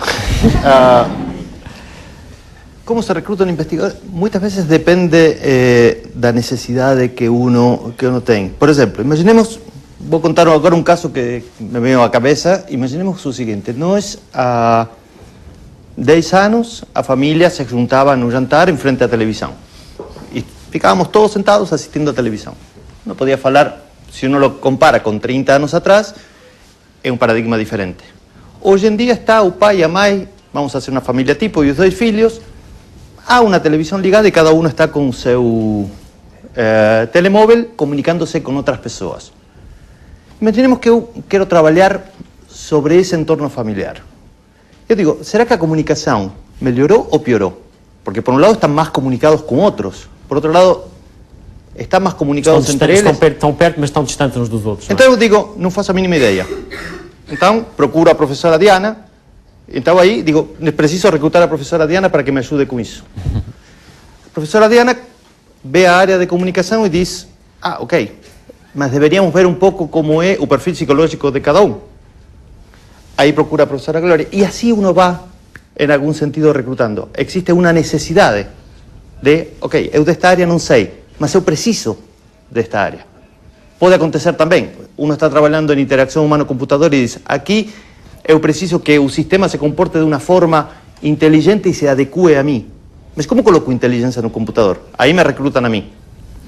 E eu digo, ok, preciso de determinadas técnicas que tem a ver com determinada adaptabilidade, posso procurar o professor Sergi. E assim é como que se vai criando a rede de investigação. Essa é uma forma, digamos, que uno recruta. Aparecem as perguntas e aparecem quem é que eu acho que me pode ajudar a procurar a resposta. E, portanto, digamos que a investigação, o investigador também é uma pessoa que tem uma capacidade inata, não é? Portanto, digamos que isso não é próprio, enfim, forma-se naturalmente, sim, mas ele também tem que ter, enfim, aquela veia, digamos assim, de... É que o bom investigador não é o que dá respostas. O bom investigador é o que faz as perguntas certas, que não é a mesma coisa. Professor João Rodrigues, na sua área, é fácil recrutar pessoas para desenvolver trabalho em nanotecnologia? É assim, o meu colega esqueceu-se de um pormenor importante, ou talvez não, é que é preciso ter dinheiro para recrutar alguém. E nós começamos por aí, quer dizer, temos evidentemente pessoas que trabalham de forma voluntária nos nossos projetos de investigação, mas são poucos, necessariamente poucos. Eu acho que o trabalho de investigação, como foi dito aqui várias vezes, é um trabalho duro, tem que ser justamente recompensado. Quando fala em voluntária, significa que há muita gente que ainda faz investigação um bocadinho por carolice, é um pouco... Não há muita gente a fazer investigação por carolice, há alguns alunos nossos que o fazem por gosto, porque querem aprender mais, não estão preocupados com o número de papers que... Como investimento, enfim, deles próprios. É como um investimento por sua informação e aproveitam as oportunidades que são criadas pela universidade para complementarem a sua formação. Mas, em termos de recrutamento, nós de facto já tivemos mais à vontade, digamos, em termos de recrutamento. Apesar de termos dinheiro hoje, existem, e não sabemos explicar muito bem porquê, continuamos com algumas bolsas para investigadores séniores que continuam por ser preenchidas.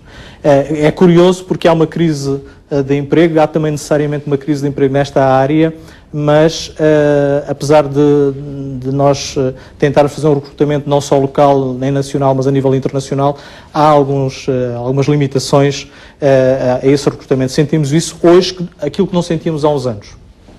De facto, há uns anos tínhamos o maior número de candidatos às nossas bolsas do que temos hoje. Não sei explicar muito bem a situação. Eu esperava que fosse exatamente ao contrário, porque há uma maior afirmação da própria universidade. Havendo crise no outro lado e havendo dinheiro aqui, seria importante, seria uma oportunidade para as pessoas. De facto, não é assim. É verdade que nós também temos que nos pôr no devido sítio. A Universidade da Madeira é a Universidade da Madeira. Portanto, um aluno, um investigador, eles continuam ainda hoje a preferir as grandes universidades, os investigadores estrangeiros, embora o centro tenha cerca de 20% de investigadores estrangeiros, digamos, um exemplo contrário.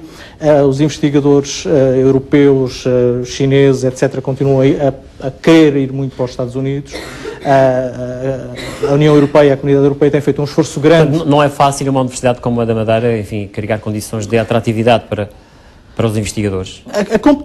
A competição é muito grande a nível internacional. Nós não temos a ideia, alguns de nós não têm a ideia de facto do que é a competição internacional. Não têm. Quando eu tenho estado, graças ao mestrado que nós lançamos na área da nanoquímica e nanomateriais, estive 2 vezes na China. E nós, de facto, nem Portugal, nem a Madeira, quer dizer, nós temos sorte. Apesar de tudo, temos sorte. Porque quando eu faço a apresentação e a promoção do mestrado, quando falo no nome do Ronaldo, metade da sala levanta a cabeça.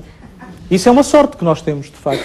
E depois as coisas começam digamos assim, a andar. Mas não existimos. Temos que ser muito sinceros nisto. Não existe a Madeira, não existe Portugal. Temos de ter consciência dessa realidade. Portanto, as pessoas também não podem exigir à universidade e à própria região serem mais do que aquilo que têm condições para ser neste momento. Agora, uma coisa é certa, toda a gente que está aqui, a mensagem que penso que se pode passar é que há uma grande vontade de mudar as coisas.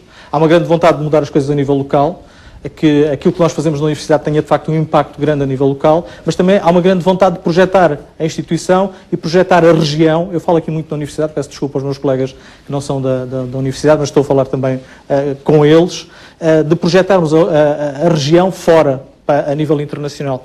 E isso é uma vontade geral.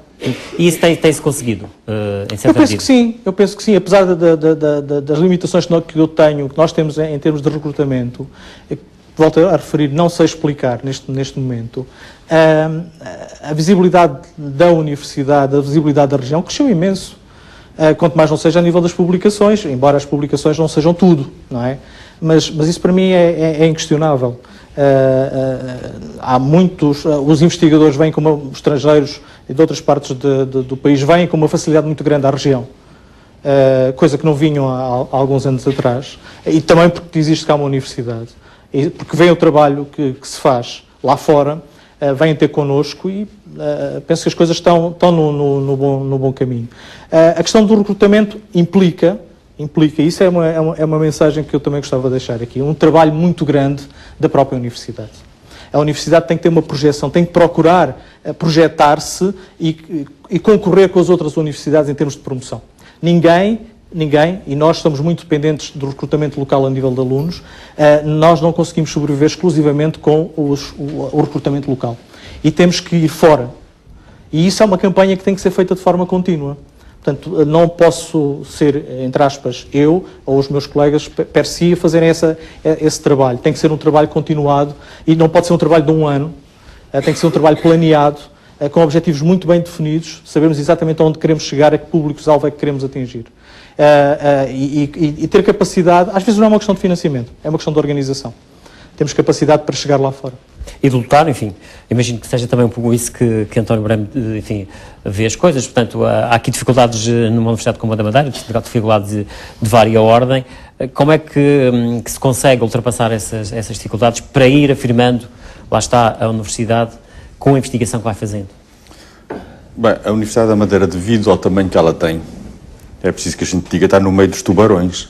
Porque, quer dizer, comparando o financiamento a nível nacional, internacional já quase que é impossível chegar. Então, a nível nacional, estamos no meio de tubarões e, portanto, é muito difícil sobreviver. É verdadeiramente mas muito difícil numa região sobreviver. que já deu um Cristiano Ronaldo ao mundo, não é? Pois, se calhar também é possível que nessas áreas possam surgir... Pois, é possível, mas é preciso que estas áreas se internacionalizem.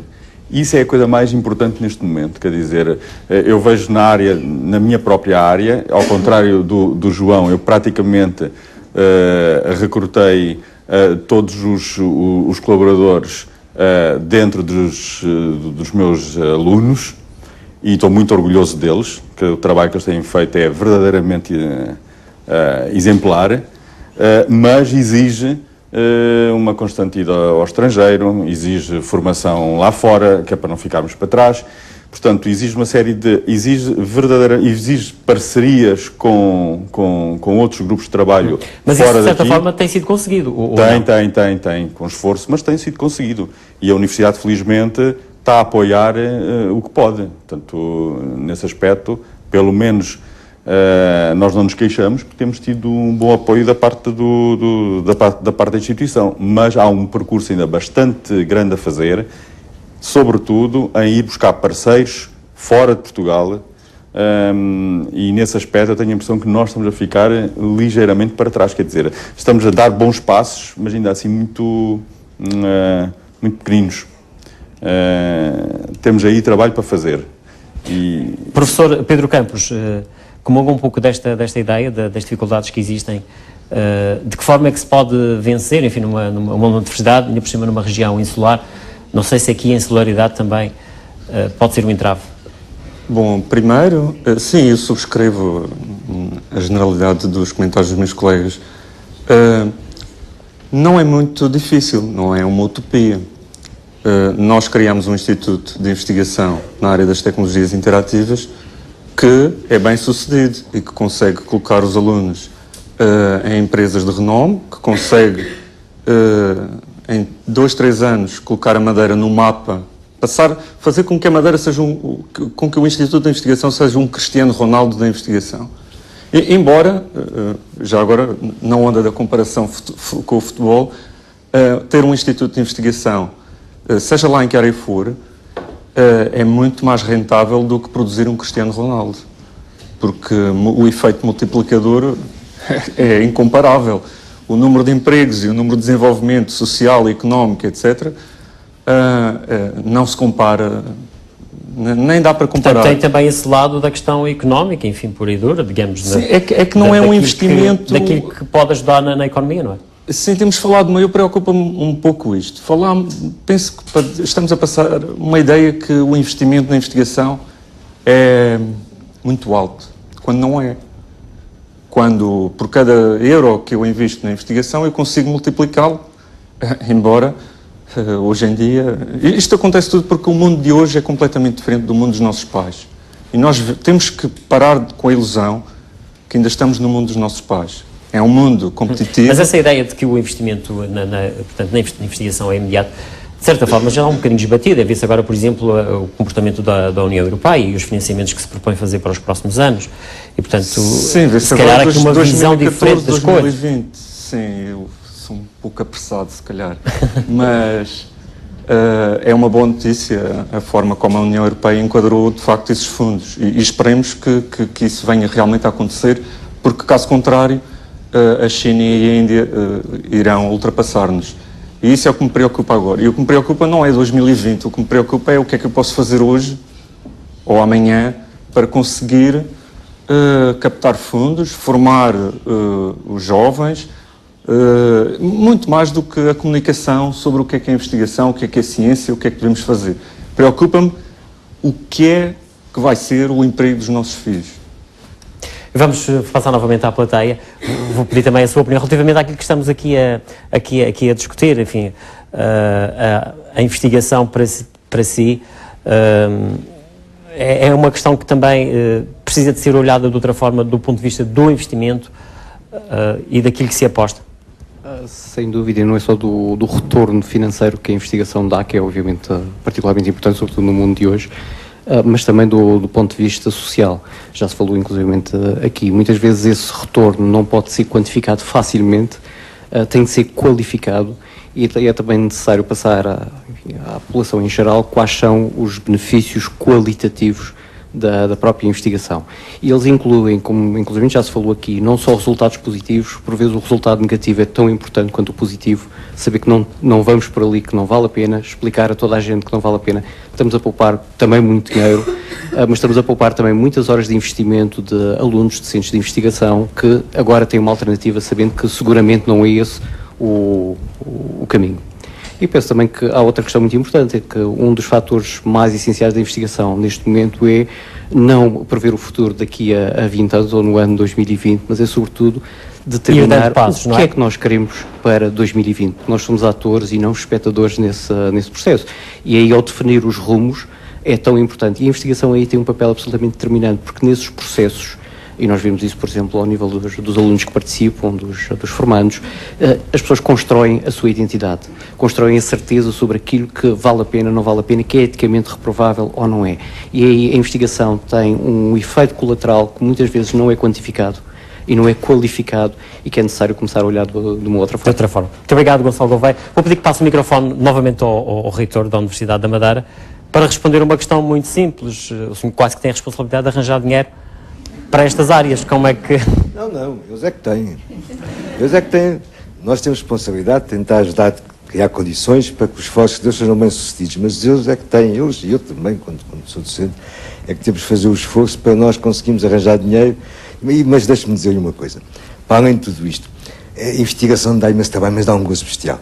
A descoberta, quando se faz, eu quero passar isto aos jovens, é um prazer louco, uma pessoa conseguir fazer uma descoberta, é como quando ganha uma final de uma competição europeia, quando aquilo está-se a bater 3 meses, há sempre ali à volta de um problema, isto é um prazer, é um trabalho diferente, completamente diferente. Portanto, para além do aspecto de dever ser bem pago, mas o gozo que dá às pessoas que queiram fazer investigação, que se vão divertir.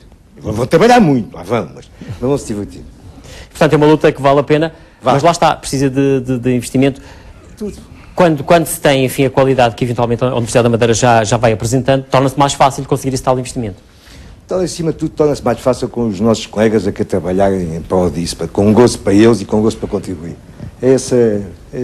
Depois que vai entrando nisto aqui, acima de tudo depende de nós. Evidentemente, com as limitações óbvias, não desejamos ilusões, mas uma grande parte depende de nós que queremos e acho que vamos lá. Muito obrigado, professor José do Carmo, reitor da Universidade da Madeira. Um agradecimento, naturalmente, a todos, ao painel, enfim, também à plateia. Estamos no final do programa, é o ponto final nesta edição. Voltamos com interesse público durante o mês de outubro, naturalmente, com outros temas que interessam às pessoas. Boa noite, bom fim de semana, fique bem.